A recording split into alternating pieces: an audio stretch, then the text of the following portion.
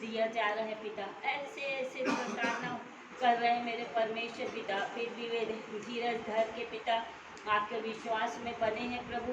ये सबसे बड़ी ये है परमेश्वर पिता, क्योंकि जब से परमेश्वर पिता इस संसार में आपका नाम आया है, कभी भी ऐसा नहीं हुआ है पिता कि प्रभु जी कभी भी सताव नहीं आया है, ऐसा हुआ ही नहीं है परमेश्वर पिता। इस संसार के लोग जितना सताव हम पे करेंगे पिता, उतना हमारा विश्वास आपके ऊपर बढ़ेगा पिता। इसलिए हमारी यही प्रार्थना है, हम जो यहाँ सुख से और छाँव में बैठे हुए हैं परमेश्वर पिता, उनके लिए विनती और प्रार्थना करते हैं जिन्होंने अपने घर को आपके लिए त्यागा है प्रभु जी, अपने जनों को आपके लिए त्यागा है पिता। उन्हें बड़ी आशीष दीजिए परमेश्वर पिता।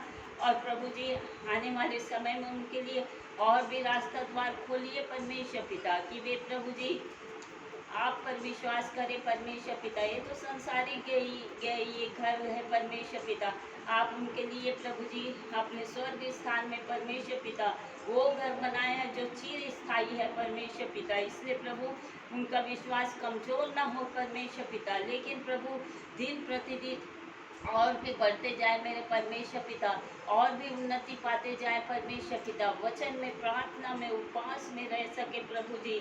ऐसी आशीष को आप दीजिए प्रभु, उन्हें भी दीजिए, हमें भी दीजिए पिता, कि हमें भी तैयार रहना है। किसी भी वक्त है ये परीक्षा हम पर भी आ सकती है पिता, इसलिए हमारे जीवन से एक बड़ी गवाही निकल सके पिता, इसमें आप आशीष दीजिए। जिस प्रकार हमने सुना पिता कि जो उड़ीसा में जो इतना बड़ा ट्रेन हादसा हुआ है पिता, कई लोगों की जान चली गई है परमेश्वर पिता। हर एक मौत हमें ये सिखाता है प्रभु, आज वो है तो कल हम होंगे पिता। इसलिए अपने जीवन पर घमंड ना करें पिता। जो आज का जीवन आपने हमें दिया है प्रभु, उसके लिए लाखों लाख धन्यवाद करते हैं परमेश्वर पिता। आने वाले समय में परमेश्वर पिता और भी अधिकाई से अपने जीवन को आपको सौंप सके मेरे प्रभु जी। अधिक से अधिक प्रार्थना में जीवन हो सके परमेश्वर पिता, अधिक से अधिक वचन को पढ़ने वाले, उस पर चलने वाले और मनन करने वाले बन सके मेरे परमेश्वर पिता। आप आशीष दीजिए दयालु परमेश्वर पिता। जो भी सुसमाचार प्रचार के साधन हैं पिता, उन्हें भी आपके हाथ में देते हैं। टेलीविज़न और जो भी इंटरनेट का जो भी साधन है पिता, हर एक को आपके हाथ में देते पिता। और भी अधिक से अधिक प्रभु आपका सुसमाचार लोगों तक पहुंच सके परमेश्वर पिता। ऐसा ना हो प्रभु जी कि सुसमाचार घर बैठे मिल रहा है तो हम आलसी हो जाएं पिता, लेकिन प्रभु आपकी आज्ञा को मान सके पिता, इसमें आप आशीष दीजिए। क्योंकि वचन ऐसा कहता है, आपका भय मानना और आपकी आज्ञा को मानना बुद्धि और ज्ञान है मेरे परमेश्वर पिता। इसलिए प्रभु हम सदा आपका भय माने, आपकी आज्ञा को मान सके और प्रभु आपके पीछे चलने वाले बन सके मेरे प्रभु जी। इसमें आप आशीष दीजिए। जिस दास को भी आपने आज के वचन के लिए खड़ा किया है पिता, आत्मा से भर दीजिए पिता, कि वह अपनी ओर से नहीं पिता, लेकिन जो भी उन्हें प्रकाशन मिला है प्रभु जी, उस प्रकाशन के द्वारा, उस वचन के द्वारा प्रभु हम सबको परमेश्वर पिता आपकी नज़दीकी में खींच के ले चले प्रभु जी। और इस वचन के द्वारा हम अपने आप को जांच सके, परख सके मेरे परमेश्वर पिता, कि हम कितने प्रभु आपके पीछे चलने वाले हैं प्रभु जी। और जो भी बहनें आई हैं पिता, उनके घर घराने पर भी आशीष दीजिए प्रभु जी। और भी अधिकारी से प्रभु जी, और भी वचन में, प्रार्थना में उनका जीवन हो सके पिता। और प्रभु आने वाले समय में और भी लोग यहाँ इकट्ठे हो सके प्रभु, इसमें आप आशीष दीजिए पिता। अभी तक संभाला, सुरक्षित रखा है परमेश्वर पिता, इसके लिए आपका धन्यवाद करते हैं पिता। वचन के भूखे और प्यासे बैठे हैं पिता, आप अपने वचनों से हमें तृप्त कीजिए परमेश्वर पिता। वचन की गुण बातें हम पर प्रकट कीजिए परमेश्वर पिता, ताकि उन बातों को हम सब समझ सके कि ये वचन हमसे क्या बातचीत करना चाहता है, हमें किस ओर ले जाना चाहता है, और वचन हमें क्या सिखाना चाहता है पिता। इस बात को हम जान सके पिता, और केवल सुने नहीं लेकिन उस पर मनन करें और चलने का यत्न कर सके मेरे प्रभु। ऐसी आशीष को आप दीजिए परमेश्वर पिता। दयालु प्रभु जी, जो बहनें आई हैं पिता, बड़ी आशीष और बरकत उनको दीजिए परमेश्वर पिता। उन्नति दीजिए परमेश्वर पिता, घर घराने पर पिता, हर एक कामों में पिता, और प्रार्थना में जीवन दीजिए मेरे परमेश्वर पिता। दयालु प्रभु जी, आपने हमारी प्रार्थना को सुन लिया परमेश्वर पिता, ये हमारा विश्वास है प्रभु, और उत्तर भी देंगे प्रभु जी, ये हमारा विश्वास है पिता। आपके ही पवित्र और मीठे नाम से मांगती हूँ, सुनिए और ग्रहण कीजिए, आमीन।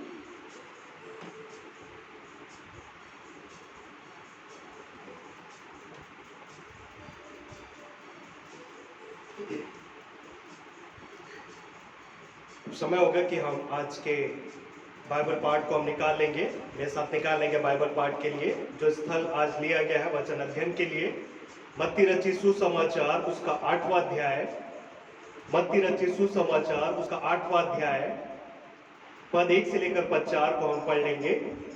मत्ती रचित सुसमाचार उसका 8वां अध्याय पद 1 से लेकर पद 4, जिसे भी मिल जाए पढ़ने में अगुवाई करेंगे। जब वह उस पहाड़ से उतरा तो एक बड़ी भीड़ उसके पीछे हो रही, और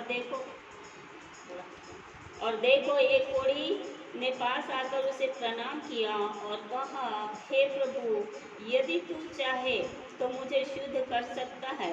यीशु ने हाथ बढ़ाकर उसे छुआ और कहा, मैं चाहता हूँ कि तू शुद्ध हो जा। और वह तुरंत कोढ़ से शुद्ध हो गया।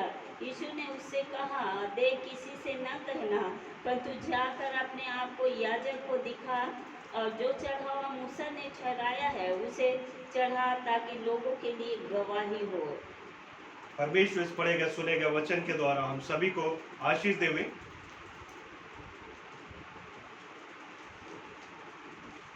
अब समय है कि हम वचन में जाने के पूर्व अपने मनों की तैयारी हेतु हम प्रभु की महिमा के लिए एक गीत को हम गाएंगे।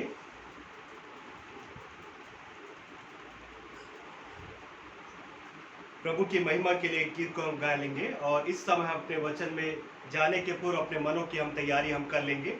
प्रभु की महिमा के लिए जो हम गीत गाएंगे, प्रभु तेरे दर पे आए हम, इस गीत को हम प्रभु की महिमा के लिए हम गा लेंगे।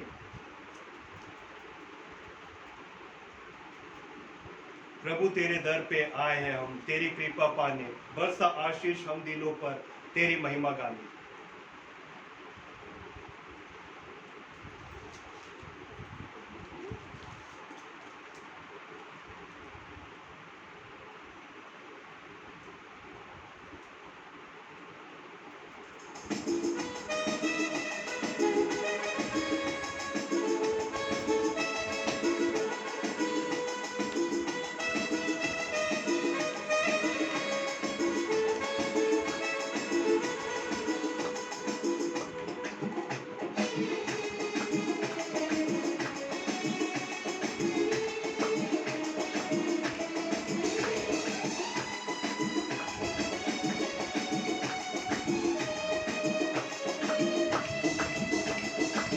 प्रभु तेरे दर पे आए हैं हम, तेरी कृपा पाने, बरसा आशीष हम दिलों पर, तेरी महिमा गाने। प्रभु तेरे दर पे आए हैं हम, तेरी कृपा पाने, बरसा आशीष हम दिलों पर, तेरी महिमा गाने। हम प्रभु के दर पर आए मेरे प्रियो, उसकी कृपा को पाने के लिए। वही है जो कि हमें आशीष का देने वाला परमेश्वर है। हम उसकी महिमा गीतों के द्वारा करने वाले हो सके।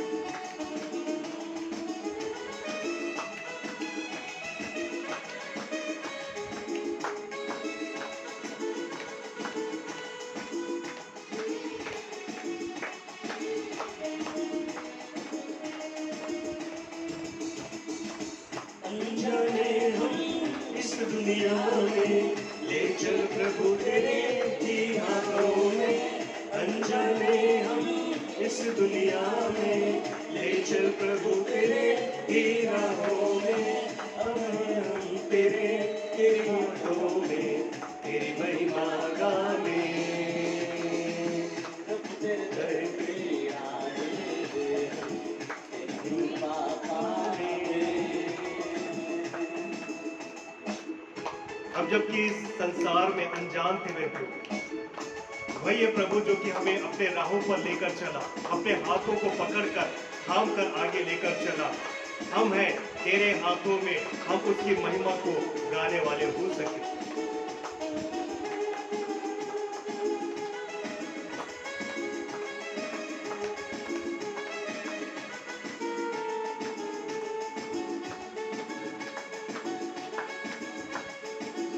हालेलुया। इस जहां के रूप निशाने कर देते हैं तुझसे पराए। इस जहां के रूप निशाने कर देते हैं तुझसे पराए। अपना चाहे हमें हम है तेरे, तेरी महिमा पाने। ओ प्रभु मेरे घर पे आए, तेरी कृपा पाने। इस जहां के रूप निराले कर देते हैं तुझसे पराए। छोड़े न कभी प्रभु हम हैं अकेले तेरी महिमा को गाने। वाकई में हमारा परमेश्वर जगत के अंत तक साथ देने वाला परमेश्वर है। हम कभी भी उसे न छोड़े न कभी हम त्यागे। निरंतर उस परमेश्वर की हुजूरी में हम इसी प्रकार से हम पाए जाए।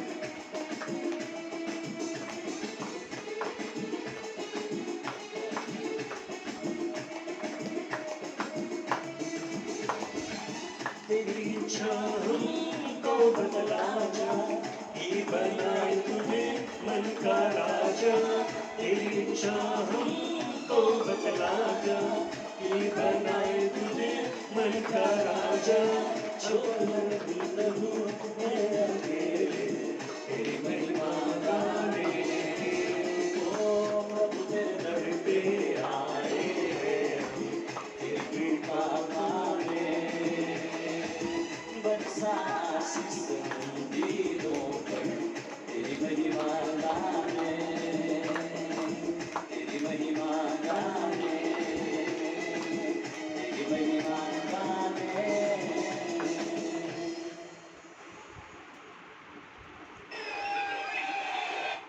समय होगा कि हम आज के वचन पर हम जाएंगे। आज जो कि भाग आप लोगों के सम्मुख में मैंने जो पढ़ा, मत्ती रचित सुसमाचार उसके 8वां अध्याय। मैं आज आपका ध्यान पद 1 और पद 34 की ओर ध्यान आकर्षित करना चाहूंगा। मत्ती रचित सुसमाचार उसका 8वां अध्याय पद 1 और 34 अंतिम पद। और आज का जो हम विषय है, यदि हम नोट करना चाहते हैं तो उसको नोट भी कर सकते हैं। क्यों लोग प्रभु के पीछे चलना छोड़ देते हैं? क्यों लोग प्रभु यीशु मसीह के पीछे चलना छोड़ देते हैं? Why do people stop following Jesus Christ? आज का जो हमारा टॉपिक है, आज का जो हमारा विषय है, Why do people stop following Jesus Christ? क्यों लोग प्रभु यीशु मसीह के पीछे चलना छोड़ देते हैं? इस बात पर आज हम वचन अध्ययन करने के लिए हम जाएंगे और देखेंगे कि क्या हमें परमेश्वर का वचन कुछ बातों को सिखाना चाहता है। क्यों लोग प्रभु यीशु मसीह के पीछे चलना छोड़ देते हैं? आप सभी जितने हमारे साथ ऑनलाइन ऑफलाइन सामर्थ शालोम मिनिस्ट्री के साथ जुड़कर रविवारी आराधना में शरीक हुए, खुदा आप सबको सलामती दे, आप सबको परमेश्वर आशीष दे। सभी का मैं रेवरेंड मनीष डेनियल इस्तकबाल करता हूं। आप सबों को मैं जय मसीह की कहता हूं। आज मैं जिस टॉपिक पर चर्चा करने जा रहा हूं उसे मैंने आपको शेयर किया, बताया क्यों लोग प्रभु यीशु मसीह के पीछे चलना छोड़ देते हैं। Why do people stop following Jesus Christ? हम प्रार्थना के साथ बैठेंगे, हम अपने मनों को हम तैयार करेंगे कि प्रभु के जीवित वचनों को जबकि हम सुनने के लिए जा रहे हैं, क्या हम तैयार हैं आज के वचन को ग्रहण करने के लिए? क्या हम अपने हृदय को तैयार के साथ हम लाए हैं? क्योंकि परमेश्वर का जीवित वचन ही हमें बल देता है, शक्ति देता है और हर एक बातों से पिता परमेश्वर हमें इस संसार में आगे बढ़ने के लिए हमें प्रेरित करता है। मत्ती रचित सुसमाचार 8वां अध्याय, इसमें हम देख सकते हैं कि पूरे अध्याय में 6 घटनाएं दर्ज की गई हैं। पूरे अध्याय में यदि हम देखते हैं 8वें अध्याय में, तो 6 घटनाओं को दर्ज किया गया। यहाँ पर पहली घटना पद 1 से लेकर पद 4 को यदि हम पढ़ते हैं, वहां कोढ़ी को प्रभु यीशु मसीह चंगाई देते हैं। पद 1 से लेकर पद 4 में प्रभु यीशु मसीह एक कोढ़ी के रोगी को चंगाई प्रदान करते हैं। पद 5 से लेकर पद 13 में एक सूबेदार का विश्वास जो स्वयं मसीह पर रखते हैं और उस बात की गवाही को देते हैं। पद 14 से लेकर पद 17 को यदि हम पढ़ते हैं, वह अनेक रोगियों को प्रभु यीशु मसीह चंगाई देते हैं। पद 14 से लेकर पद 17 में हम जो पढ़ते हैं, अनेक रोगियों को प्रभु यीशु मसीह चंगाई प्रदान करते हैं। पद 18 से लेकर पद 22 प्रभु यीशु मसीह के शिष्य बनने के मूल्य को समझाते हैं। प्रभु यीशु मसीह यहाँ पर प्रभु यीशु मसीह के पीछे चलने वालों को, जो शिष्य हैं, उनके मूल्यों को समझाते हैं। और हम जो देखते हैं पद 23 से लेकर पद 27 में, जहां प्रभु यीशु मसीह तूफान को शांत करने की घटना को यहाँ पर हम देखते हैं, पढ़ते हैं। और अंतिम पद जो हम देखते हैं पद 28 से लेकर पद 34, जहां दुष्टात्मा ग्रस्त मनुष्य को चंगा करने का दर्द यहाँ पर दर्ज किया गया है, उसका रिकॉर्ड यहाँ पर दिया गया है। पर मैं आज आपका ध्यान पद 1 और पद 34 की ओर आकर्षित करना चाहूंगा। उसे हम पढ़ेंगे। मत्ती रचित सुसमाचार 8वां अध्याय पद 1 को यदि हम पढ़ेंगे। जब वह उस पहाड़ से उतरा तो एक बड़ी भीड़ उसके पीछे होली। पद 34 को यदि हम पढ़ते हैं, मत्ती 8 के पद 34 को, अंतिम पद को, तब सारे नगर के लोग यीशु से भेंट करने को निकल आए और उसे देखकर विनती की कि हमारी सीमा से तू क्या हो जा, बाहर चले जा। यहाँ पर ऐसी क्या घटना घटती है कि बड़ी भीड़ उसके साथ आ रही है अभी पद 1 में। लेकिन यदि हम पद 34 को यदि हम पढ़ते हैं, अंतिम पद को पढ़ते हैं, तो लिखा तब सारे नगर के लोग उसे देखकर विनती की कि हमारे सीमा से, हमारे सिवाने से तू क्या हो जा, बाहर चला जा। आज बहुत से लोग ऐसे जीवन जी रहे हैं। मेरे को क्यों लोग प्रभु यीशु मसीह के पीछे चलना छोड़ देते हैं? Why do people stop following Jesus Christ? इसका क्या कारण है कि एक तरफ लोग मसीह के पीछे चल रहे हैं और दूसरी तरफ यदि हम देखते हैं कि मसीह को स्वयं अपने गांव से लोग निकाल रहे हैं। आखिर क्या कारण है कि लोग मसीह के पीछे चलना छोड़ देते हैं? क्यों मसीह के पीछे लोग चलना छोड़ देते हैं? भीड़ का मसीह के पीछे आने का कारण हम सभी जानते हैं। लोग अपनी समस्याओं को लेकर प्रभु यीशु मसीह के पास आया करते थे। अपनी समस्याओं का समाधान करने के लिए भीड़ उनके पीछे चला करती थी। कुछ लोग चंगाई के लिए प्रभु के पास आते थे, अपनी समस्याओं को लेकर आते थे। कुछ लोग सांसारिक भोजन के लिए आया करते थे, और कुछ लोग देखने के लिए कि वो कैसे मिरेकल, कुछ ऐसे अद्भुत कार्य करता जो आप नहीं कर सकते। उन सारी बातों को देखने के लिए वो प्रभु यीशु मसीह के पीछे आया करते थे। और कुछ वास्तविकता में प्रभु के उस आत्मिक भोजन को प्राप्त करने के लिए, अनंत जीवन की बातों को प्राप्त करने के लिए लोग आया करते थे। कुछ लोग अपने बीमारियों से ठीक होने के लिए आया करते थे, अपनी तकलीफों से आजाद होने के लिए वो प्रभु यीशु मसीह के पीछे आया करते थे। इस प्रकार के हम जो लोग देखते हैं, ऐसे प्रभु के पीछे चलने वाले लोग हुआ करते थे। आखिर क्या कारण है कि लोग मसीह के पीछे चलना छोड़ देते हैं? 5 कारण हम देखेंगे, उसे हम समझने का प्रयास करेंगे। 5 ऐसे कारण क्यों मसीह के पीछे लोग चलना छोड़ देते हैं। पहला कारण वो है अज्ञानतावश लोग मसीह के पीछे चलना छोड़ देते हैं। यदि हम नोट कर रहे हैं तो उसे नोट करेंगे। 5 ऐसे कारण क्यों लोग मसीह के पीछे चलना छोड़ देते हैं। उसका पहला कारण है अज्ञानतावश लोग मसीह के पीछे चलना छोड़ देते हैं। पहला कारण क्या है? अज्ञानतावश लोग मसीह के पीछे चलना छोड़ देते हैं। दूसरा कारण क्यों मसीह के पीछे चलना लोग छोड़ देते हैं, दूसरा कारण वो है दोषी दोषी ठहरने के डर के कारण लोग मसीह के पीछे चलना छोड़ देते हैं। दोषी ठहरने के कारण, उसके डर के कारण लोग मसीह के पीछे चलना छोड़ देते हैं। तीसरा कारण हम जो देखते हैं, कुछ लोग ऐसे होते हैं जो अपने फायदा और नुकसान को सोचते हैं, उसके कारण वो मसीह के पीछे चलना छोड़ देते हैं। अपना नफा नुकसान को सोचते हैं, इसके कारण से वो मसीह के पीछे चलना छोड़ देते हैं। तीसरा कारण क्या है? लोग फायदा और नुकसान सोचते हैं, इस कारण प्रभु यीशु मसीह के पीछे चलना छोड़ देते हैं। चौथा कारण जो हम देखेंगे वो ये, बहकावे में आने के कारण। किसी के बहकावे में आने के कारण लोग मसीह के पीछे चलना छोड़ देते हैं। बहकावे में आने के कारण मसीह के पीछे चलना छोड़ देते हैं। पांचवा और अंतिम कारण क्यों लोग मसीह के पीछे चलना छोड़ देते हैं, पांचवा उसका कारण ठोकर लगने के कारण। ठोकर यदि उनके जीवन में लगता है तो प्रभु यीशु मसीह के पीछे चलना छोड़ देते हैं। क्रमवार रूप से हम इस बात को हम देखेंगे, यदि हम नोट डाउन कर रहे हैं तो इसे हम समय समय पर इन बातों को हम लिखते जाएं। पहला जो हम कारण जो हम देखेंगे वो ये, क्यों प्रभु यीशु मसीह के पीछे जो लोग पीछे चलना छोड़ देते हैं, उसका पहला जो कारण है वो है अज्ञानतावश।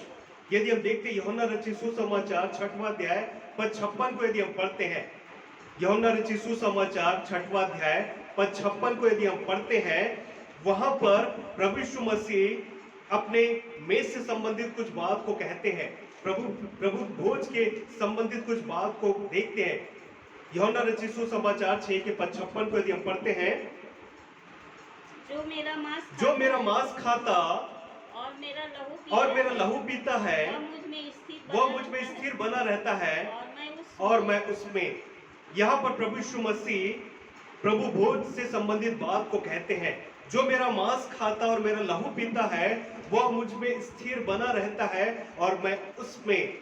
यहाँ पर हम देखते हैं पहली सदी की कलीसिया जैसे बढ़ती चली जा रही थी, वहां पर वचन का प्रचार किया जा रहा था और इसी वचन को लेकर कई लोग विवाद भी कर रहे थे। मेरे प्रियो, वो ये कि मसीही लोग जो मसीह के पीछे चलते हैं वो लोग नरभक्षी हैं, क्योंकि यहाँ पर वचन कहता है जो मेरा मांस खाता और मेरा लहू पीता।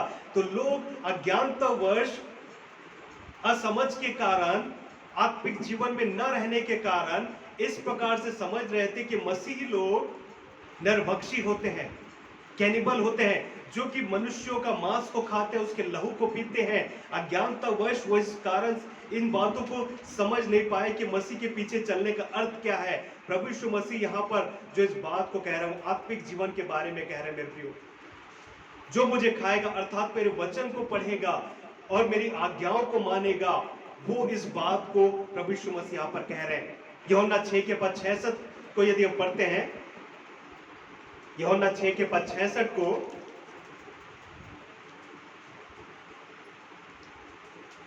इस पर उसके चेलों में से बहुत से उल्टे फिर गए और उसके बाद उसके साथ न चले। प्रभु यीशु मसीह के साथ न चले। हम जो इस भाग को पढ़ते हैं, इस भाग को हम जानते हैं कि लोग इस प्रकार से जबकि प्रभु यीशु मसीह ने इस बात को कहा और बोला, जो कोई मेरा मांस खाता और मेरे लहू को क्या करता है, पीता है, वो मुझ में स्थिर बना रहता है और मैं उसमें। और ठीक वही इस बात को हम जो देखते हैं, प्रभु यीशु मसीह इस बात को जो एक्सप्लेन कर रहे हैं। प्रभु यीशु मसीह के पास बहुत से चेले एकत्रित हो गए थे, उसके पीछे चला करते थे, लेकिन उनमें से कई शिष्य लोग भी यहाँ पर हम पढ़ते हैं यूहन्ना 6 के पद 66 में, इस पर उसके चेलों में से बहुत से उल्टे फिर गए और उसके बाद प्रभु यीशु मसीह का साथ छोड़कर चले गए। 12 शिष्यों को तो प्रभु ने चुना, लेकिन और भी कई शिष्य मसीह के थे, लेकिन इन्हीं पदों के कारण, अपने अज्ञानतावश के कारण, अपनी सांसारिक बुद्धि को लगाने के कारण यहाँ पर हम देखते हैं कि प्रभु यीशु मसीह का साथ छोड़कर वो लोग चले गए। यहाँ पर प्रभु यीशु मसीह प्रभु के देह को वास्तविकता में खाने के लिए नहीं कह रहे हैं। प्रभु के उस लहू को पीने के लिए वास्तविकता में नहीं कह रहे हैं, लेकिन आत्मिक रूप से कुछ बातों को कह रहे हैं। लेकिन यहाँ पर हम देखते हैं इस बात को लोग समझ न सके। इवन उनके कई जो शिष्य प्रभु के साथ चला करते थे, यूहन्ना 6:66 के अनुसार, इस पर उसके चेलों में से बहुत से उल्टे फिर गए और इसके बाद वो प्रभु यीशु मसीह के साथ न चले। तो पहला कारण जो देखे हमने वो ये कि अज्ञानतावश लोग मसीह के पीछे चलना छोड़ देते हैं। आज भी मेरे प्रियो, कई लोग मसीह के पीछे कुछ कारण से तो चलते हैं, लेकिन जहां उनके जीवन में एक अज्ञानता आता है, अपने दिमाग अपनी बुद्धि को लगा देते हैं, इस कारण से अज्ञानतावश वो प्रभु के पीछे चलना वो छोड़ देते हैं। परमेश्वर के वचनों के भेद को वो नहीं समझ पाए। कितना बड़ा एक रीजन है यहाँ पर हम देखते हैं। आज लोगों की सोच एक छोटी हो गई है। वो लोग संसारिक रूप से समझ सकते हैं, जिस प्रकार एक हम छोटे से कहानी के रूप में हम समझ सकते हैं। एक गांव में एक बुजुर्ग महिला रहा करती थी। वो महिला का सोच ये था कि मेरा जो मुर्गा जिसको मैंने पाला है, उसके बांग देने के द्वारा सूरज क्या होता है, उदय होता है। जब तक मेरा मुर्गा बांग नहीं देगा तो वो सूरज उदय ही नहीं होगा। ये उसकी सोच विचार थी। लेकिन एक दिन ऐसा आता है कि उसका मुर्गा क्या हो जाता है, मर जाता है, उसका मुर्गा खत्म हो जाता है। लेकिन अगले दिन जब वो सुबह उठती है, उसका मुर्गा तो खत्म हो गया था, लेकिन सूरज क्या होता है, उदय होता है। तब उसे ज्ञात होता है कि मैं किस अज्ञानतावश जीवन यापन में कर रही थी। आज लोगों की सोच विचार इस प्रकार से है। उसका सोच जिस प्रकार उस बूढ़ी महिला का ये था कि मेरा मुर्गा जब तक बांग नहीं देगा तब तक सूर्योदय नहीं होगा। लेकिन जब उसका मुर्गा खत्म हो जाता है, तब उसे ज्ञात होता है कि सूरज तो उदय होगा ही, सूरज तो अस्त होगा ही। लेकिन उसका मानना और सोचना इस प्रकार से था। वो सारी बातें विघ्न हो जाती है। उस अम्मा को ये ज्ञात हुआ कि मेरी अज्ञानता और मैं इस प्रकार के सोच विचार को रखती हूँ, लेकिन ऐसा वास्तविकता में नहीं है। दूसरी बात जो हम देखेंगे वो ये, क्यों लोग मसीह के पीछे चलना छोड़ देते हैं। दूसरा कारण हम जो देखेंगे, यूहन्ना रचित सुसमाचार उसका 3 अध्याय पद 20 और 21 को यदि हम पढ़ते हैं। यूहन्ना रचित सुसमाचार उसका 3 अध्याय पद 20 और 21। दूसरा कारण जो कि लोग मसीह के पीछे चलना छोड़ देते हैं, यूहन्ना 3:20 और 21। क्योंकि जो कोई बुराई करता है वह ज्योति से बैर रखता है और ज्योति के निकट नहीं आता। ऐसा न हो कि उसके कामों पर दोष लगाया जाए, परंतु जो सत्य पर चलता है वह ज्योति के निकट आता है, ताकि उसके काम प्रकट हो कि वो परमेश्वर की ओर से किए गए। यूहन्ना 3 के पद 20-21 में हम जो समझ सकते हैं, पढ़ सकते हैं इस बात को। दूसरा कारण जो है वह दोषी ठहरने के डर के कारण लोग मसीह के पीछे चलना छोड़ देते हैं। अपने आप को दोषी नहीं ठहराना चाहते। जिस प्रकार यहाँ पर पढ़ा हमने, ज्योति के निकट वो नहीं आना चाहता, ऐसा न हो कि उसके कामों पर दोष लगाया जाए। कई बार होता है हम इतना पाप में लिप्त हो जाते हैं, हमारा जीवन इस प्रकार से हो जाता है कि हम ज्योति में आना नहीं चाहते। आपने देखा होगा कई लोग यदि एसिड अटैक होता है उनको, तो कई बार उनको शीशा देखने नहीं दिया जाता। क्यों? क्योंकि जैसा उनका पहला शक्ल सूरत रहता है, लेकिन जबकि वो हादसा हो जाता है, उसके घर वाले, डॉक्टर, सब लोग तो देखते हैं, लेकिन उस व्यक्ति को क्या किया जाता है, वो देखने के लिए नहीं दिया जाता। मतलब बहुत समय के बाद उसको देखने के लिए दिया जाता है। क्यों? क्योंकि यदि वो अपना शक्ल को क्या करेगा, आईना में देखेगा, तो कई बार क्या हो जाता है, उनका जो चेहरा वो इतना विक्षिप्त हो जाता है, इतना बिगड़ जाता है, जिसके कारण वो उस बात को बर्दाश्त नहीं कर पाता। हम वैसे ही हम देखते हैं परमेश्वर का वचन जो कि एक ज्योति है, परमेश्वर का वचन जो कि एक दर्पण है, यदि हम उसके पास हम आते हैं तो क्या होता है, बिल्कुल हमें ज्ञात हो जाता है। यदि हम अंधेरे में रहेंगे ना, यदि हम अंधेरे में रहेंगे तो हमारे चेहरे में क्या लगा हमको बिल्कुल ज्ञात नहीं होगा। हमने कैसा ड्रेस पहना हमको बिल्कुल ज्ञात नहीं होगा। हम जबकि ज्योति में आएंगे तो हम बिल्कुल हमें ज्ञात हो जाएगा। जबकि हम आईना के सामने, अक्सर होता है हम सुबह उठते हैं, फ्रेश होते हैं, तो हम अक्सर अपने चेहरे को हम देखते हैं। और कहीं पर भी एक आदमी की एक प्रवृत्ति भी है, यदि आईना होगा ना तो अवश्य रूप से अपने आप को वहां पर क्या करेगा, देखेगा कि मेरे बाल ठीक है कि नहीं, मैं ठीक दिख रहा हूं या ठीक दिख रही हूं कि नहीं, दिखता ही है। ठीक वैसे ही परमेश्वर का वचन यूहन्ना 3 के पद 20-21 को जैसे हमने पढ़ा, ज्योति के निकट वो नहीं आता, ऐसा ना हो कि उनके कामों पर दोष लगाया जाए। हाँ, तू तो पिक्चर देखा करता था, हाँ तू तो हमेशा अपशब्द निकाला करता था, हाँ तू तो हमेशा दूसरों पर दोष लगाया करता था, हाँ तू तो झूठा आरोप लगाने वाला व्यक्ति था, तू तो इस प्रकार का जीवन जिया करता था। इस प्रकार के बातों के डर के कारण से लोग सत्य में या ज्योति में आना पसंद नहीं करते मेरे प्रियो। लेकिन पद 21 कहता है, परंतु जो सत्य पर चलता है वह ज्योति के निकट आता है, ताकि उसके काम प्रकट हो कि वह परमेश्वर की ओर से किए गए हैं। कई बार लोग ऐसा जीवन जीते हैं, न वो प्रभु के साथ संगति जीवन यापन करते हैं, न पवित्र आत्मा के साथ उनका जीवन निर्वाह होता है, न ही प्रार्थना के नजदीक रहते हैं। पहली भीड़ भी ऐसे ही जीवन जी रही थी मेरे प्रियो, पहली भीड़ भी ऐसे जीवन को जी रही थी। वो अपने अनुसार जीवन को जीना पसंद करते थे। हम जैसा प्रभु ने हमें सिखाया ठीक है, हम सुनने के लिए ठीक है, लेकिन हम उन बातों को फॉलो हम ना करें। उनकी अज्ञानता वश मसीह को छोड़कर वो लोग चले गए। हम जो दूसरा कारण समझ सकते वो यही, दोषी ठहरने के डर के कारण हम मसीह के पीछे चलना हम छोड़ देते हैं। दूसरा कारण ये है। तीसरा हम जो कारण हम जो देखेंगे क्यों लोग मसीह के पीछे चलना छोड़ देते हैं, मत्ती रचित सुसमाचार 19 अध्याय पद 16 से लेकर यदि हम 22 को यदि हम पढ़ते हैं, उसे हम नहीं निकालेंगे, काफी लंबा भाग है, उसे मैं आप लोगों के सम्मुख में उसे बता दूंगा। मत्ती 19 पद 16 से लेकर पद 22, वहां पर यदि हम देखते हैं, एक धनी युवक अनंत जीवन प्राप्त करने के लिए प्रभु यीशु मसीह के पीछे दौड़कर आता है। मसीह ने उसे नहीं बुलाया। कई बार होता है मसीह ने हमें नहीं बुलाया, लेकिन हम मसीह के पीछे दौड़ चले आते हैं। मसीह ने उसे नहीं बुलाया था, लेकिन यदि उस भाग को यदि हम पढ़ते हैं, मत्ती 19 के पद 16 से लेकर यदि पद 22 में कुछ पद को यदि हम पढ़ते हैं, 16 से 22। हाँ, एक मनुष्य यीशु के पास एक आया मनुष्य प्रभु यीशु मसीह के पास आता है, और उससे कहा, प्रभु यीशु मसीह से कहता है, हे गुरु, मैं कौन सा भला काम करूं। याद रखिए मेरे प्रियो, ये चाह रहा था कि कौन सा भला काम ऐसा करूं कि अनंत जीवन उसे मिल जाए। भला काम हमें कभी भी स्वर्ग राज में प्रवेश करने के लिए एक कारण नहीं बनाएगा मेरे प्रियो। जो मसीह को ग्रहण करेगा वही अनंत जीवन को प्राप्त करेगा। लेकिन यहाँ पर ये धनी युवक आता है मसीह के पीछे दौड़ते हुए, और क्या कहता है, मैं कौन सा भला काम करूं कि कि अनंत जीवन प्राप्त करूं। यहाँ पर हम देखते हो धनी युवक इस प्रकार से मंशा बनाकर आया कि यदि मैं कुछ ऐसा भला काम करूंगा जिसके द्वारा मुझे अनंत जीवन मिल जाएगा। भला काम हमें कभी भी स्वर्ग नहीं ले जा सकता। आज लोगों की धारणा इस प्रकार से बन गई है, वो भले काम करने के लिए तो आगे आते हैं, सारी बातों को तो करते हैं,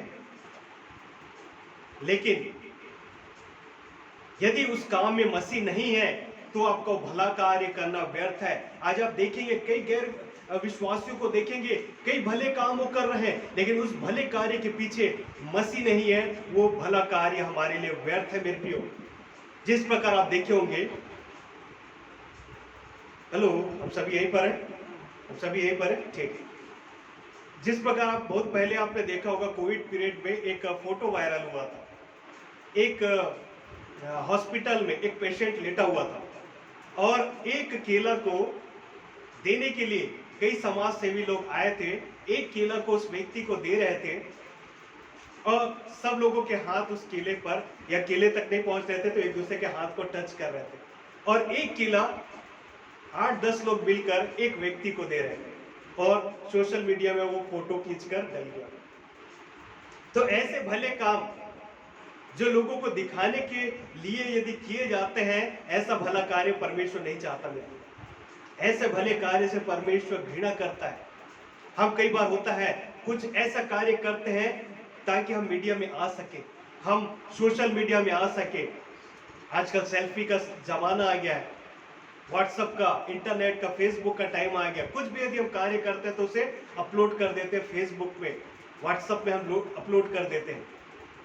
लेकिन ऐसा भला कार्य यदि हम कुछ करते हैं जिसमें मसीह नहीं है, तो इसका मतलब वो सारी बातें हमारे लिए व्यर्थ ही होंगी।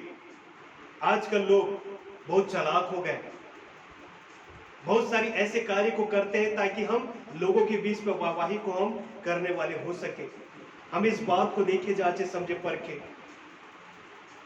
हम किस प्रकार से जीवन यापन कर रहे हैं। हम तीसरे कारण को जो जानते हैं वो ये, जो फायदा, कुछ लोग ऐसे होते हैं जो फायदा नुकसान को देखते हैं, सोचते हैं, और ऐसे लोग यदि उन्हें प्रभु से फायदा मिल रहा है तो प्रभु के पीछे, यदि नुकसान मिल रहा है तो वो प्रभु को छोड़कर चले जाते हैं। आप लोग कहावत भी सुना होगा, है ना, दूध में यदि मक्खी गिर आता है तो लोग पूरे दूध को क्या कर देते हैं, फेंक देते हैं। लेकिन वही मक्खी शुद्ध देसी घी में यदि गिर जाए तो क्या होगा, पूरे घी को फेंक देते हैं क्या? नहीं, क्या करते हैं लोग, मक्खी को उठाकर फेंक देते हैं। इतना शुद्ध देसी घी मिलना बहुत मुश्किल है ना। आदमी अपने फायदे नुकसान के लिए कार्य को करता है, सोचता है दूध तो सस्ता है, यदि मक्खी जो है दूध पे गिर गई उसको फेंकना आसान है, अपने फायदे नुकसान के हिसाब से वो कार्य को करता है। ठीक ऐसे कई लोग हैं मेरे प्रियो, जो अपने सिद्धांत के अनुसार यदि मसीह के पीछे हम चल रहे हैं तो हमें फायदा है तो हम प्रभु के पीछे हम चलेंगे। लेकिन जहां हमारे जीवन में कुछ समस्या आ गई, हमारी प्रार्थना नहीं सुनी जा रही है, हम ठीक नहीं हो पा रहे हैं, हमारे रुके कार्य ठीक नहीं हो रहे हैं, तो सारी बातों को हम देखते हैं और मसीह के पीछे हम चलना कई बार छोड़ देते हैं।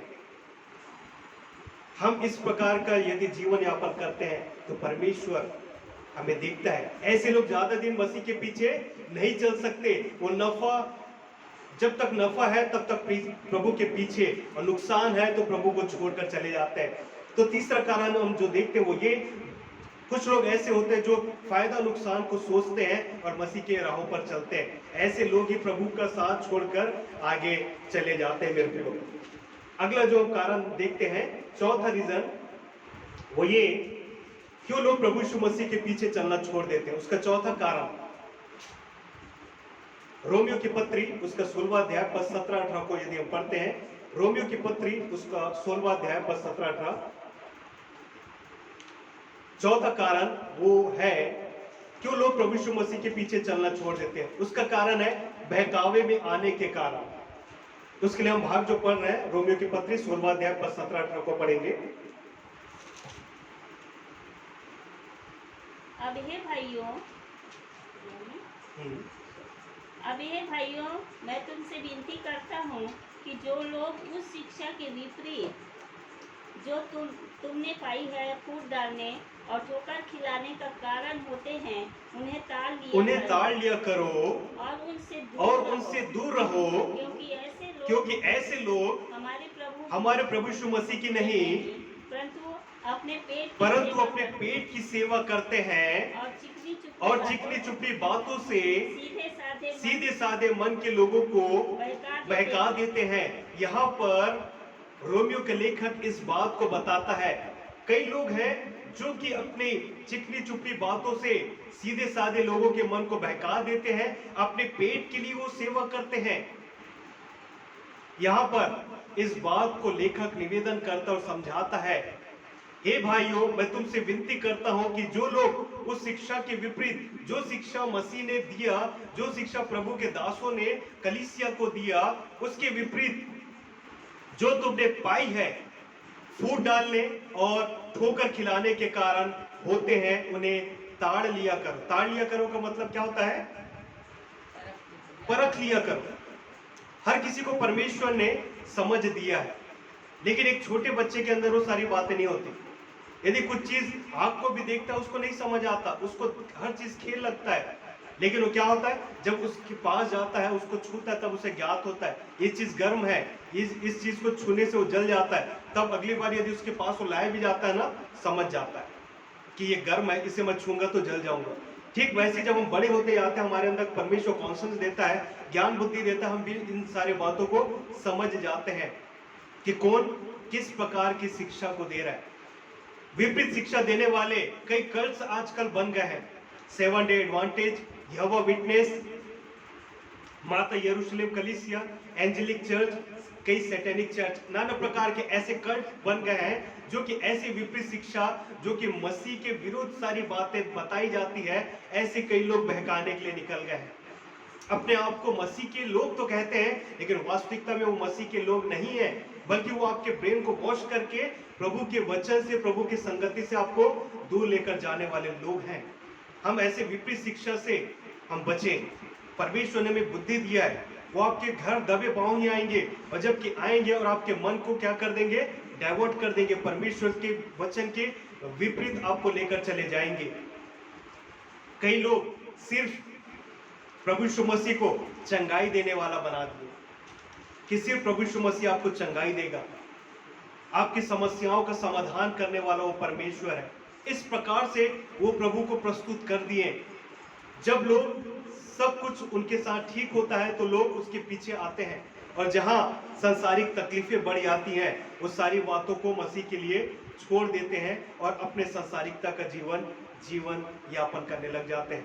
हम इस बात को जांचे समझे परखे हम ऐसे विपरीत शिक्षा से दूर रहे, जैसा वचन रोमी 16 के पद 17-18 में हमें सिखाता है। अब हे भाइयों, मैं तुमसे विनती करता हूं कि जो लोग उस शिक्षा के विपरीत जो तुमने पाई है फूट डालने और ठोकर खिलाने का कारण होते हैं, उन्हें ताड़ लो और उनसे क्या रहो, दूर रहो, क्योंकि ऐसे लोग हमारे प्रभु यीशु मसीह की नहीं परंतु अपने पेट की सेवा करते हैं और चिकनी चुपड़ी बातों से सीधे साधे मन के लोगों को क्या कर देते हैं, बहका देते हैं। तो चौथा कारण क्या है, बहकाने के कारण लोग मसीह के पीछे चलना छोड़ देते हैं। पांचवा और अंतिम कारण हम जो देखेंगे मत्ती 2 के पद 24 के अनुसार, रोमियो की पत्री उसका 2 अध्याय पद 24 को यदि हम पढ़ते हैं, पांचवा कारण ठोकर लगने के कारण लोग मसीह के पीछे चलना छोड़ देते हैं।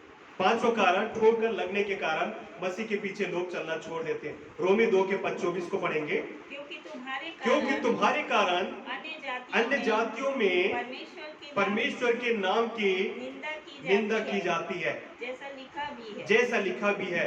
यहाँ पर परमेश्वर का वचन रोमियो की पत्री 2 के पद 24 के अनुसार हमें जो मिलता है, क्योंकि तुम्हारे कारण अन्य जातियों में परमेश्वर के नाम की निंदा की जाती है।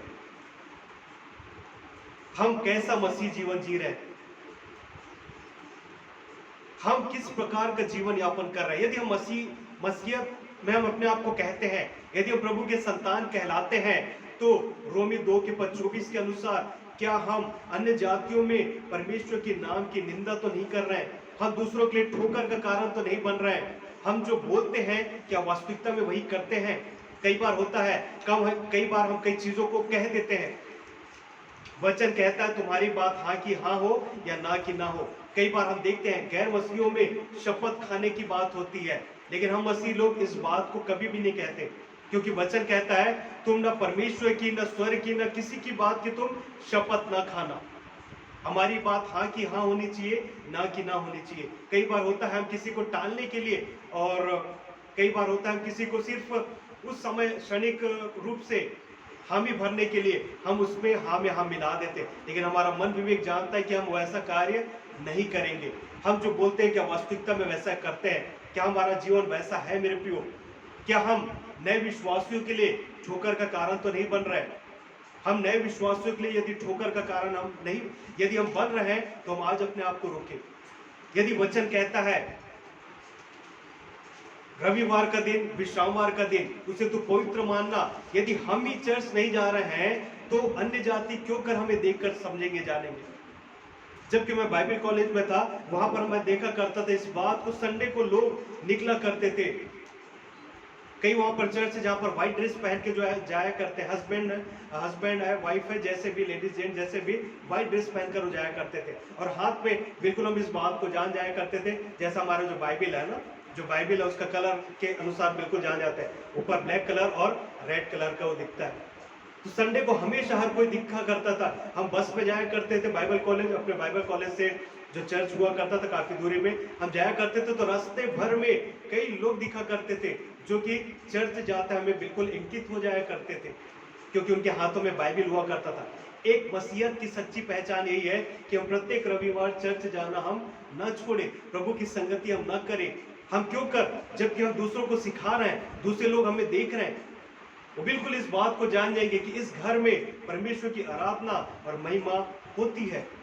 ये लोग संडे के दिन आपको नहीं मिलेंगे। क्यों? क्योंकि संडे के दिन ये लोग पूरे परिवार सहित चर्च को जाते हैं। इतना इंपॉर्टेंट, यदि आसपास पड़ोसी में यदि कोई देखेगा ना, पूछेगा तो इस घर में ताला क्यों लगा है, कारण संडे भाई आज रविवार का दिन है, ये लोग अभी नहीं मिलेंगे। ये आप उनको बता नहीं रहे, लेकिन अपने जीवन के द्वारा आप उनको गवाही दे रहे हैं कि संडे का दिन, रविवार का दिन, ये दिन वो दिन है कि हम चर्च को हम जा रहे हैं। हमारी बात हाँ कि हाँ होनी चाहिए मेरे प्रियो। हमारा चाल चलन, हम अपने समाज में, अपने कलीसिया में किस प्रकार जीवन यापन कर रहे हैं। क्या हम नए विश्वासियों के लिए ठोकर का कारण तो नहीं बन रहा है, या हम नए विश्वासियों को इंकरेज करने वाली बात तो हम अपने जीवन से यदि कर रहे हैं तो परमेश्वर से हमको महिमा देगा। कहीं हम दूसरों के लिए ठोकर का कारण तो नहीं बन रहे, कहीं हम तो मसीह को छोड़कर बैकस्लाइडर तो नहीं बनते चले जा रहे हैं। यदि ऐसा है तो इन 5 कारणों में से हम जो किसी एक कारण में यदि हम फिट बैठते भी हैं तो हम अपने बातों से इन बातों को हम क्या करें, यदि इन 5 कारणों में से एक कारण जिसमें हम फिट बैठ रहे हैं तो उस कारण को हम छोड़ने वाले हो सके, ताकि हम मसीह के पीछे चलने वाले नियमित रूप से हो सके। हम प्रभु परमेश्वर से हमें हमेशा यही प्रार्थना करें कि हम प्रभु का हाथ कभी न छोड़ें। उसने तो वादा किया, मैं जगत के अंत तक तुम्हारे साथ रहूंगा, लेकिन हम यदि मसीह का हाथ छोड़ते हैं तो हमारे लिए संसार में फिर कोई रास्ते नहीं खुलेंगे मृत्यु, क्योंकि अनंत जीवन की बातें मसीह के पास है और किसी के पास नहीं। हम संसार के पीछे नहीं वरन मसीह के पीछे चलने वाले हो सके। प्रभु इस वचन के द्वारा आप सभी को आशीष देवे। आमीन।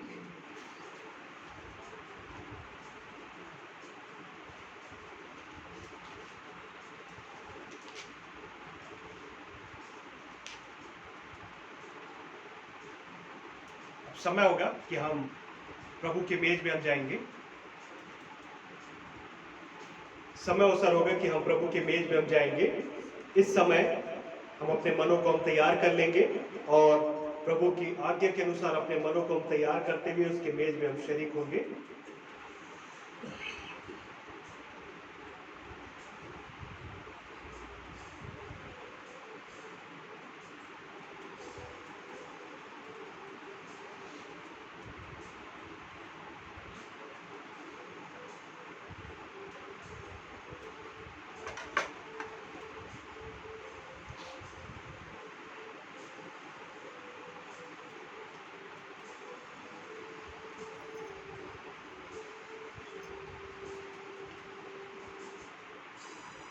हम अपने आप को हम तैयार करेंगे और इस वक्त हम अपने आंखों को हम बंद करेंगे और उस भाग को हम पढ़ लेंगे जो कि पाया जाता है पहला कुरिन्थी उसका 11वां अध्याय,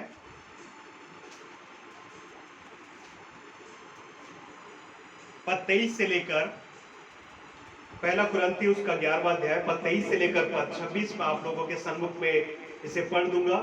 तब तक हम अपने मनों की हम तैयारी हम करेंगे, क्योंकि यह बात मुझे प्रभु से पहुंची और मैंने तुम्हें भी पहुंचा दी कि प्रभु यीशु मसीह ने जिस रात को पकड़वाया गया रोटी ली और धन्यवाद करके उसे तोड़ी और कहा, यह मेरी देह है जो तुम्हारे लिए है, मेरे स्मरण के लिए यही किया करो। इसी रीति से उसने ब्यारी के पीछे कटोरा भी लिया और कहा, यह कटोरा मेरे लहू में नहीं बाचा है, जब कभी पियो तो मेरे स्मरण के लिए यही किया करो। क्योंकि जब कभी तुम यह रोटी खाते हो, इस कटोरे में से पीते हो, तो प्रभु की मृत्यु को जब तक वह न आए प्रचार करते हो। इस समय हम रोटी के लिए धन्यवाद करेंगे और उस प्याले के लिए हम धन्यवाद करेंगे।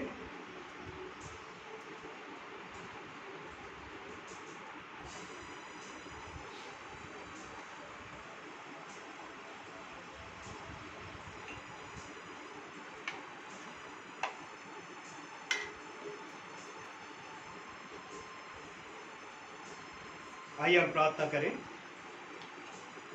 अनुग्रहकारी जीवित सामर्थ्य पिता परमेश्वर, एक बार फिर से हम आपके निकट हम आते हैं, विशेष करके धन्यवाद करते हैं कि आराधना के इस भाग में हम पहुंचे पिता परमेश्वर कि हम आपके मेज में शरीक हो। धन्यवाद करते हैं जिस रात आप पकड़वाए गए आपने रोटी लिया, धन्यवाद करके उसे तोड़ा और कहा, ये मेरी देह है जो तुम्हारे लिए तोड़ी जाती है, मेरे स्मरण के लिए यही किया करो। धन्यवाद करते हैं पिता, आपने ब्यारी के पीछे कटोरा भी लिया और कहा, यह कटोरा मेरे लहू में नहीं बाचा है, जब कभी पियो मेरे स्मरण के लिए यही क्या करो। अनुग्रह के साथ पिता परमेश्वर, जबकि हम इसे ग्रहण करते हैं आप हमसे बोले, बातचीत करें पिता परमेश्वर। धन्यवाद करते हैं पिता, आपने हमारे उद्धार के निमित्त पिता परमेश्वर अपना निष्पाप निष्कलंक लहू को बहाया। धन्यवाद करते हैं पिता परमेश्वर। अनुग्रह के साथ पिता परमेश्वर, जबकि हम इसे ग्रहण करते हैं हम आपके उस वेदना को स्मरण करने वाले हो सके जो कि आज से कई वर्ष पहले पिता परमेश्वर आपने हमारे उद्धार के निमित्त मानव रूप लेकर इस संसार में आकर उन सारे बातों को कलवरी क्रूस पर पूर्ण किया,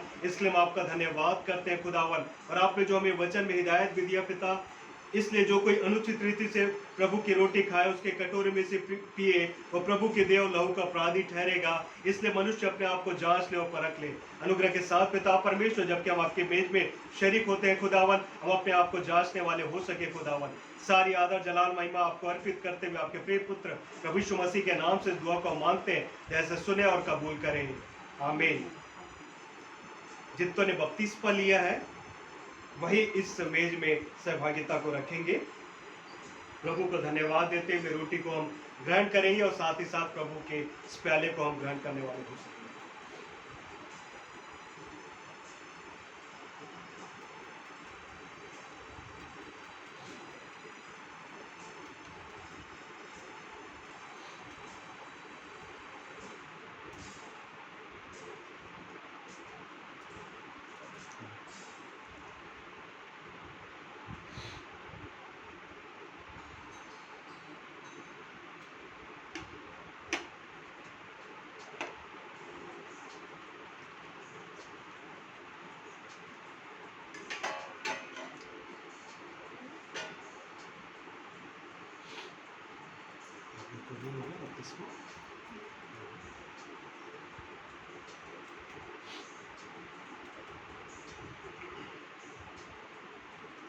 अब समय होगा कि हम अपनी भेंटों को प्रभु को समर्पित करेंगे। इस समय हम प्रभु की महिमा के लिए गीत को हम गा लेंगे। तन मन और धन उसे दो, अपने यीशु को सब कुछ दो। इस समय हम भेंट लेंगे।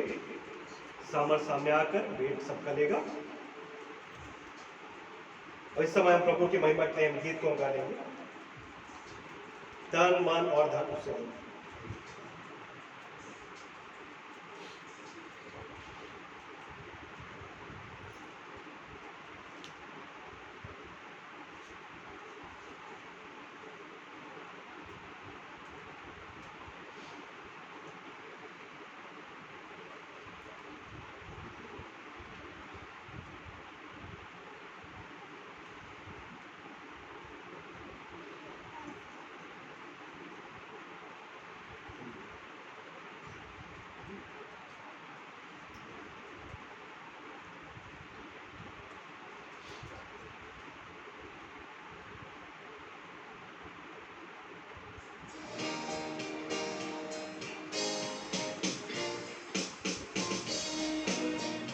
और धन उसे दो, अपने यीशु को सब कुछ दो, क्योंकि उसके द्वारा उद्धार पाना है।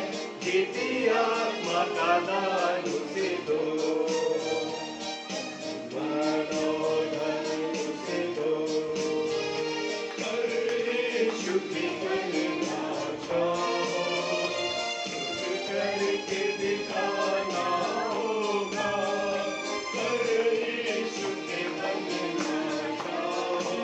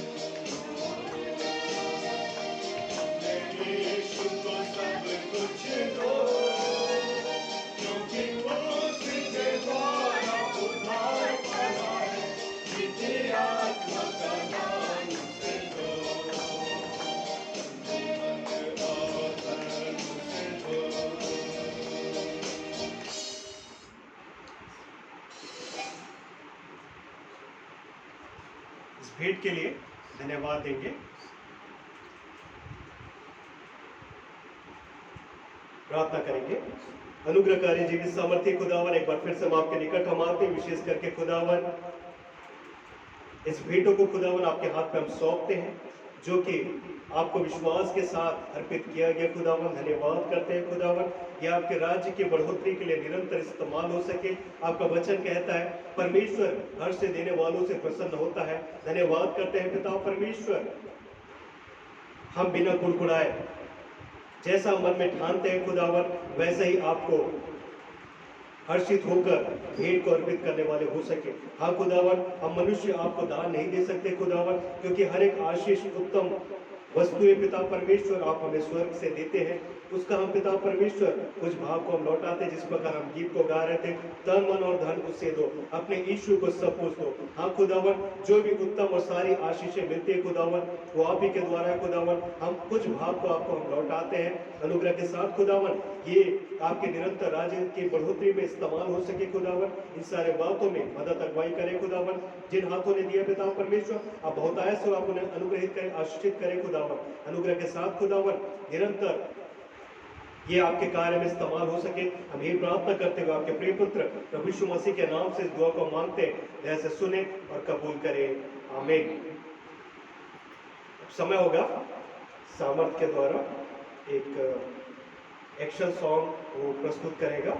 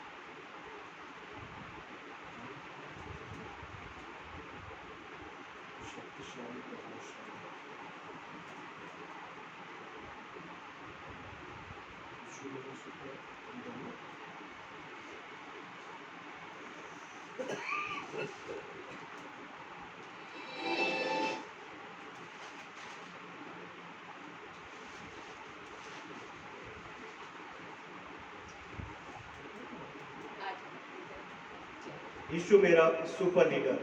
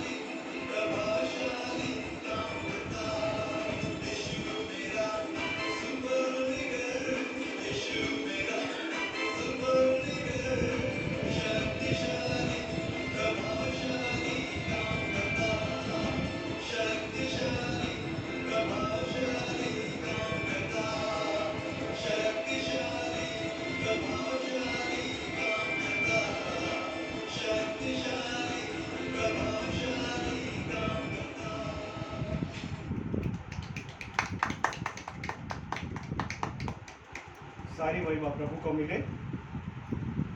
समय होगा कि हम सूचनाएं सुन लेंगे।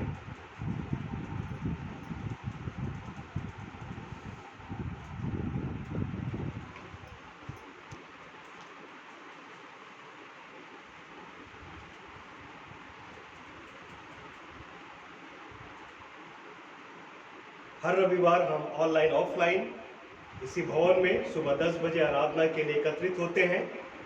ऑनलाइन फेसबुक में यदि हम जाएंगे रेवरेंड मनीष डेनियल और यूट्यूब में सामर्थ मिनिस्ट्री यदि हम टाइप करेंगे तो इस पे आप जुड़कर हमारे साथ आराधना में भाग ले सकते हैं। आप सभी की प्रार्थना और सपोर्ट की हमें आवश्यकता है। निरंतर आप हमें प्रार्थना में स्मरण रखें। हम अपने स्थानों पर हम खड़े हो जाएंगे और अंतिम प्रार्थना और अंतिम आशीष ग्रहण करके हम यहाँ से विदा होंगे। हम अपने स्थानों पर खड़े हो जाएंगे। अंतिम प्रार्थना, अंतिम आशीष प्रभु की प्रार्थना करके हम यहाँ से हम विदा होंगे।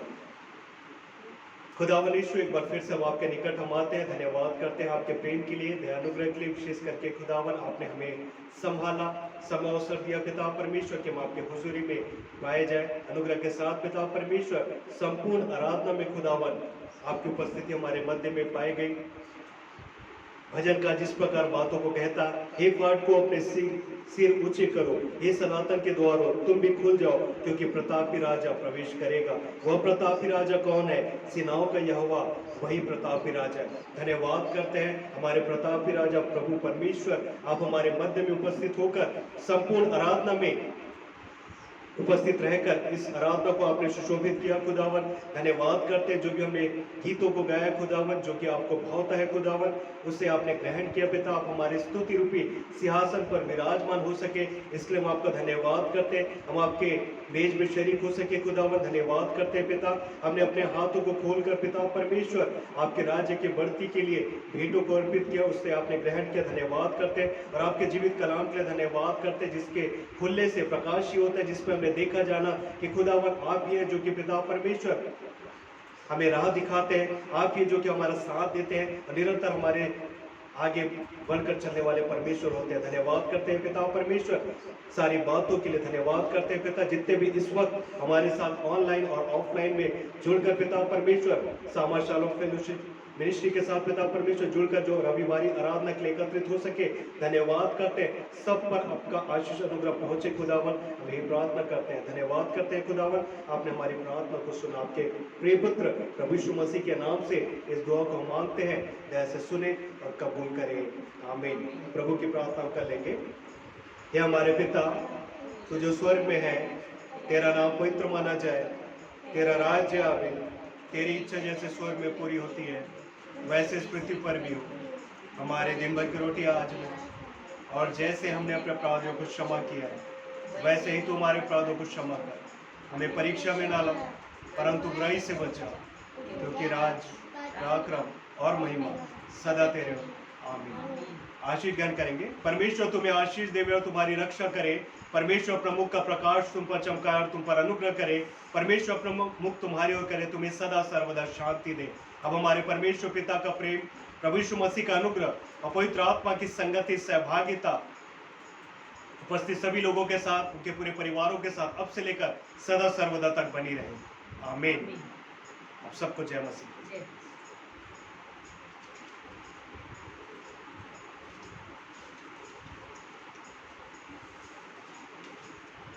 एक बार पुनः मैं आप सभी का धन्यवाद देता हूँ जितने ऑनलाइन ऑफलाइन हमारे साथ अर्थात सामर शालोम मिनिस्ट्री के साथ जुड़कर इस रविवारी आराधना में सम्मिलित हुए। सभी को प्रभु परमेश्वर आशीष दे। God bless you.